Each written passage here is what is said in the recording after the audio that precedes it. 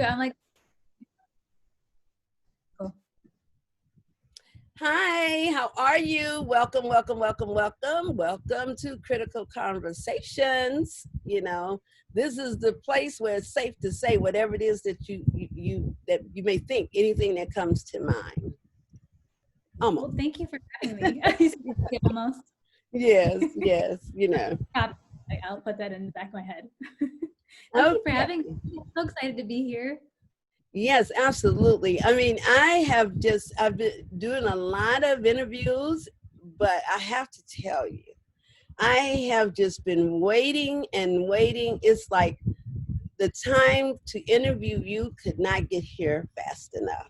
I have just been so excited about interviewing you. I just think, the work that you do and the methods in which you do your work is so, it's just unusual, and it's just different, and it's, I say to people all the time, there is just no one way to do anything.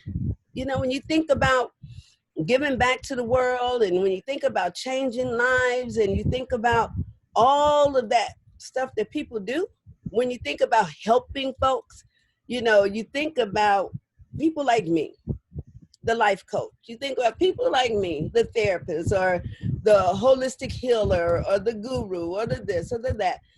Folks very rarely think about our artists. They very rarely think about those other creative people. When they think about art and music, they'll think about art therapy and music therapy and all of that. But they never think about just the artists themselves, and how what they're doing is life changing, and I think about when I was younger, and I only say when I was younger because I've gotten so old now that if I listen to a song, I can't even stay awake through the end of it.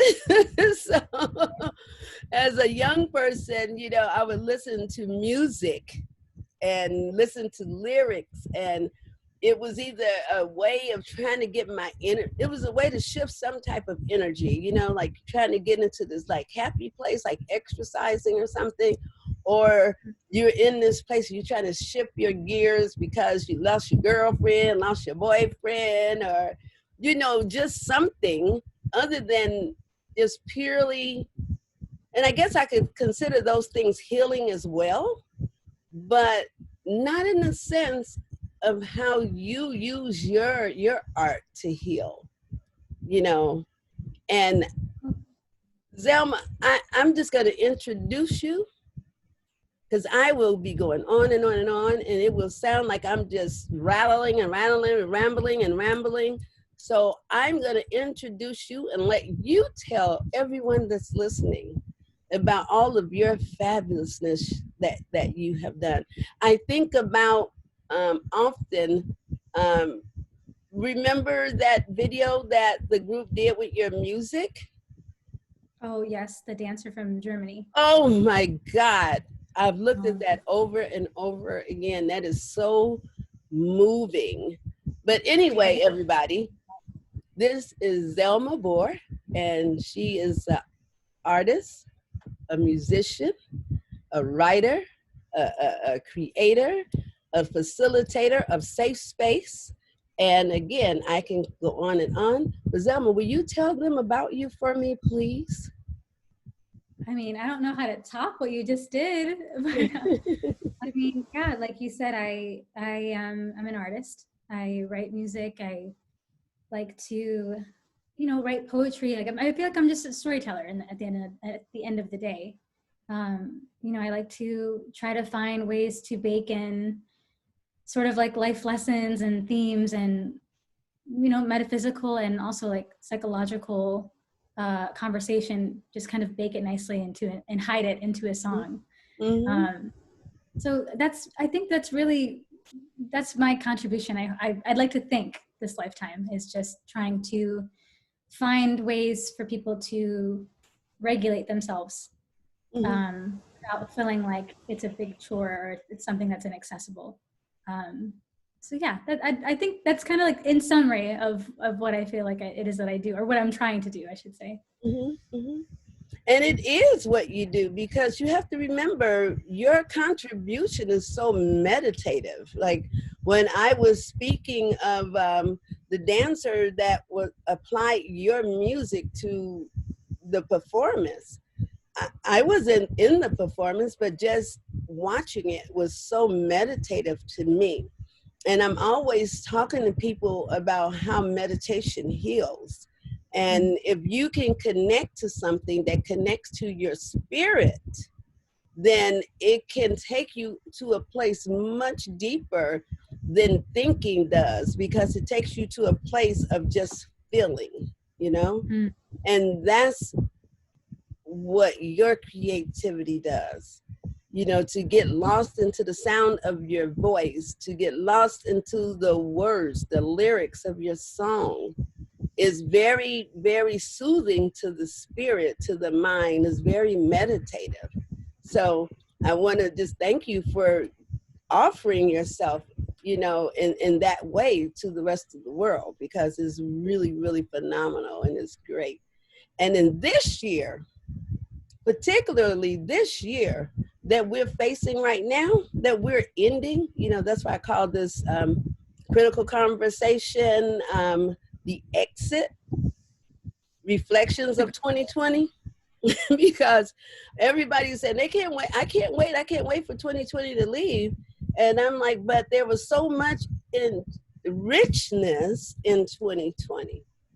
You know, there were so many new connections in 2020, you know, with needing so much because so many things were different. People have not connected to those connections that have helped them survive 2020. So I want to Mm. ask you, what was your greatest challenge that you would like to share? What was some of your wins or rewards in 2020? And how do you think your wins and your challenges can create value in 2021? Because a lot of times, you know, when we have our challenges, especially how we've had them, you want to hide from them and leave them behind. And then Right. because of so many challenges, your wins don't seem that great, you know, because of the toughness that we've had this year. So tell me about how you've experienced them, and maybe someone that's listening, you know, our conversation can help them. I truly thank you for doing this. Thank you for, taking the time to, spend your time and your expertise in asking these questions, because I feel like it's so important. And thank you again also for all the kind words as well. You're so sweet. And, I just love you so much. But yeah, like to answer your question, the challenge is, it's weird because, when I was thinking about this, because of our conversation before hopping on here, Mm-hmm. it's weird, this year has been such a strange year for everybody, right? But for me, I kind of feel like it's been a blend of all these different emotions. Like on one hand, I was relieved in a lot of ways. And then on the other hand, I was really, really scared, and just kind of everything in between.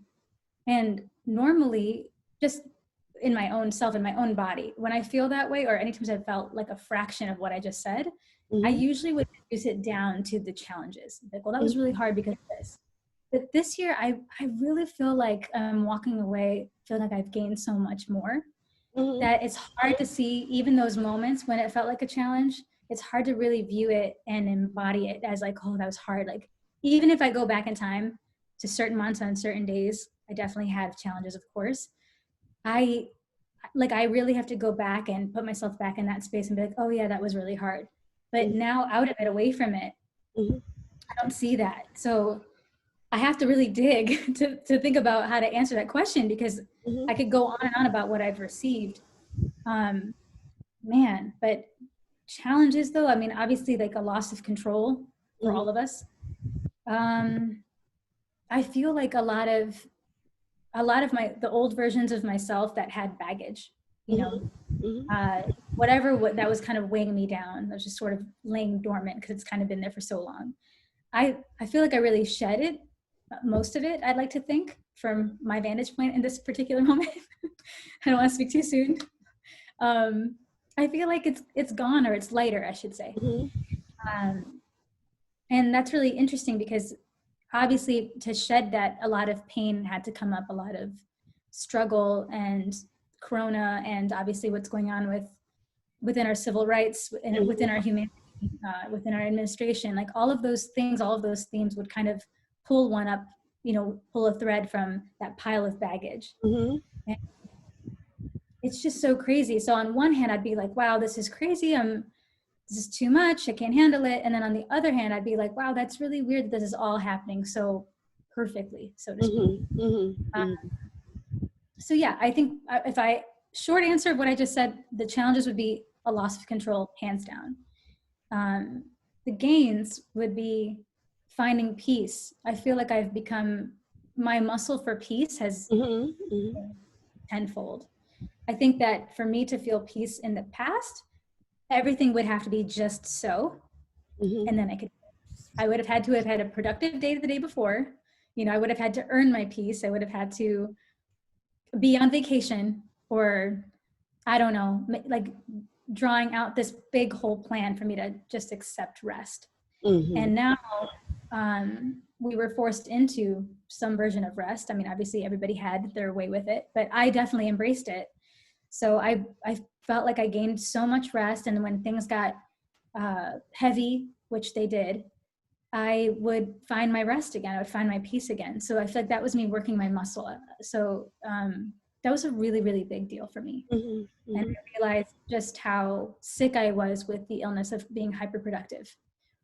I It had to is. face my, absolutely. Mhm. And I had to face my like FOMO, fear of missing out.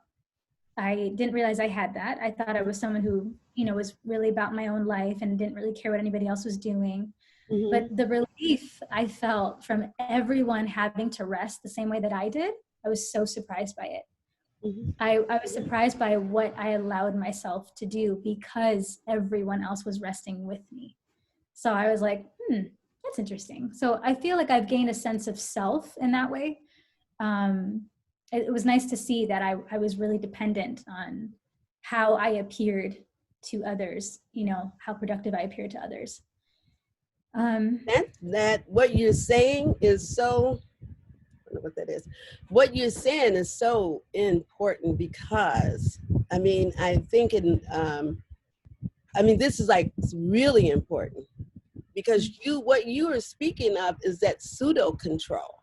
If I had a productive day, if I was on vacation, if I was doing this, all of the things that our greatest society say are what we are supposed to be doing, all of our shoulda, wouldas, and couldas, and ought to be's, and all those expectations, the things that keep you in the race per se.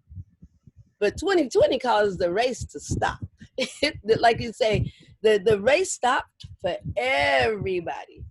So what I'm hearing you say, the challenge, one of your challenges was stopping the race, but then your win was not having to manage not racing because yes, now it's like we're all at the same place and I get an opportunity to just kind of pause, regroup, figure it out, and come out just being me, just being who I am, and not from the needs or the desires or the expectations to fulfill somebody else's agenda. So right now, absolutely. I hear you saying, what I've gained is an opportunity to self-evaluate and create my own agenda to move forward with in 2021. And it wasn't a thing where it wasn't scary, but it came out of necessity that you have grown and really got some real personal strength. Definitely. That definitely is like the most beautiful summary for sure. You know. And it's crazy to not know what it is that you even need. Hmm.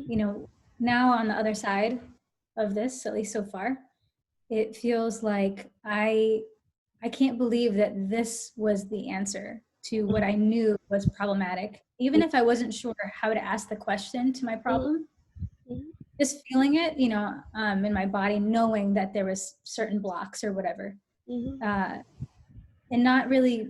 I don't think I would have ever really been able to. There's just no foresight to understand like what it is that's causing a block or what it is that could unblock you. So when you're lucky enough to get the answer in some way, it's always, at least for me, I just feel so shocked by what it was. It was rest. Like, what rest? What does that mean? And it's so funny, what you're calling rest, I got to slow down. I got to rest. I got to just ease up and ease down. I didn't have to get up running and lay down falling. I just got a chance to just take it a little easy. And that thing that you found as a gift, so many people are finding that as the challenge, as the fear, because they haven't been able to either identify or embrace the unknown of not racing enough to rest. So it has caused some folks so much more anxiety, so much more unsuredness, where you said, okay, well, let me step back, sit down, go easy. Oh, wow, Right. this is what I needed all along, so I could really figure out me and figure out what I need and where to go. And now I'm in the process of doing me and making it happen. There are so many other folks that haven't been able to do that. So I am so grateful that you are sharing with folks that the ability to just stop, even though we were forced to do that, you embrace that. You embrace that pause to create a start, to create a reset, not a restart, but a reset.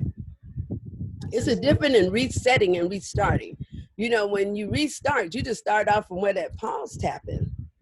But when you hit the reset button, it's like starting anew, starting afresh, having a different idea, setting new goals.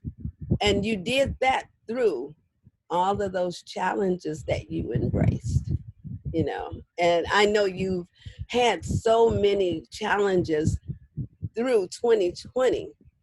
And just to witness you go through those and come on this end of 2020 in such a shining star is just like phenomenal. So I really want to thank you for sharing that, because again, I think what has been your growth, I know the thing that's adding value for you to take into 2021 is the thing that most folks are still afraid of. And that's just being still. That's just getting out of somebody else's box, getting off of someone else's agenda, and just being able to create your own life. It was one thing I did notice about 2020.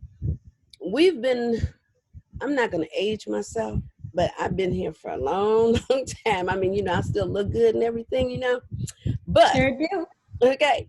But I've been here for some time, and my entire life has been about following the rules, and I've always been what I considered a nonconformist, because I never wanted to follow the rules. Just to get here to 2020 to find out I was right all along, because now in 2020, they're telling us none of those rules applied anyway, because everybody had to stop following the rules. Yes. Okay. Yes. So we're going to have to end our interview today. Where can people find you? Well, thank you again. And you can find me everywhere on Spotify, Apple, all the streaming sites under Zalma Bour, Bour. And my Instagram is Zalma Bour as well, so I'll spell that out. It's ZALMA BOUR. And basically all handles are underneath that name. So give me a shout out. All right. Love you. Thank you. And I'll talk with you soon. I love you too. Thank you so much again for having me on. Bye bye. Bye.